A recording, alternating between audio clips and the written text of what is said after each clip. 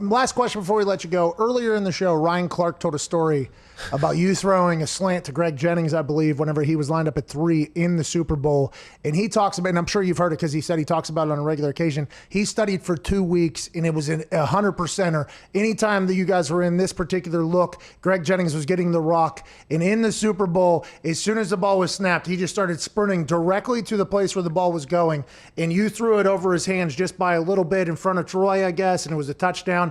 And he says that you looked at him and you said, hey, 2-5, instead of calling him by name, which he thought was pretty disrespectful. You said, hey, 2-5, which might be a thing that you do. I'm not sure. And then you went like this to him about how close he was. And it is still buried in his soul to this day. There's a lot of hate in his heart because of that. Is it true from your side of the story? Playing this interception. Every time Greg Jennings is at number 3, and 2 safety defenses, they ran a seam. Hey, hold on. Slow down. Number 3, please, for the people listening that don't know what that means. Right. So if you count from outside to in, the first wide receiver would be number 1, the guy close to the sideline. Usually the slot guy is number 2, and the next receiver over is number 3. This is normally where you would see tight ends, at least especially back in the days that I played.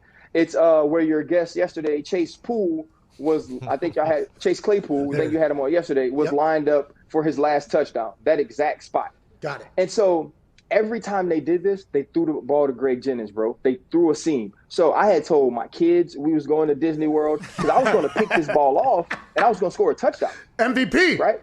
I was going to be the MVP. They never wanted to give it to Ben anyway. So I was going to be the MVP.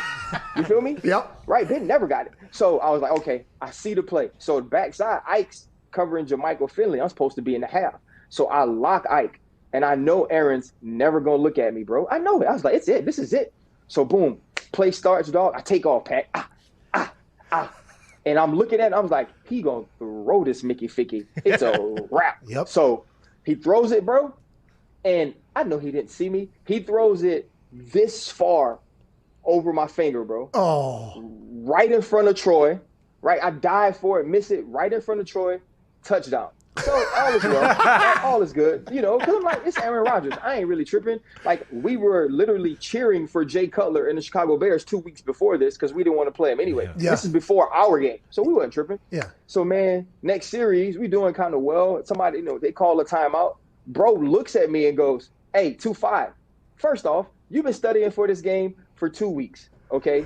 And I've been in the league at this point for 10 years. You know my freaking name. You ain't got to call me by my number. Right? So then he goes, bro. So then he goes, 2-5. And I was so mad. True from your side of the story. He's obviously recycling the same story over and over because I did see that he had said that and that he wanted to punch me in the face at some point.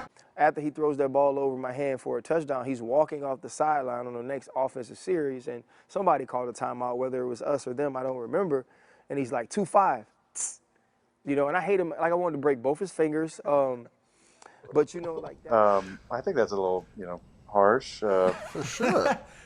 I can't say I'm a pacifist, so I wouldn't welcome that. I wouldn't necessarily be searching that out, and maybe we can have a conversation before it gets to, some sort of violence. I just don't believe in the use of violence without, previous conversation. Smart. But I will say that they were playing cover 4. I don't think he sprinted at the snap. We ran, all go special, and he, kind of, slowly made his way over from the back safety, cluing on number 3, who was going vertical. Kind of snuck it in there. It was a really good coverage. I wasn't trying to be a dick about close, but I don't know. I thought it was like a little competitive banter. I didn't realize that, that stuck with him. It's a grudge from February 6, 2011. It's still. I would say to Ryan, hey, buddy, let it go. We got to let you go. Ladies and gentlemen, Aaron Rodgers Tuesday concludes on a Super Bowl story. What the interception does, Joe. I mean, Pittsburgh had a nice drive going.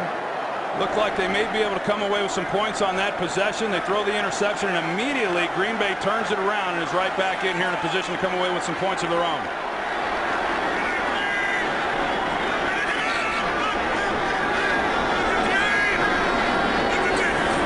Approaching the 2-minute warning here in Arlington, over the middle.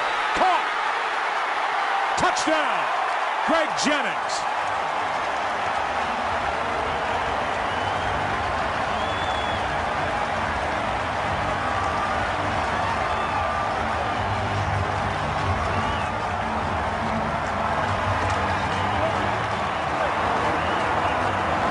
Route, and here's what we talked about coming in. They put Greg Jennings in the slot. He's here, and then look at Ferrier.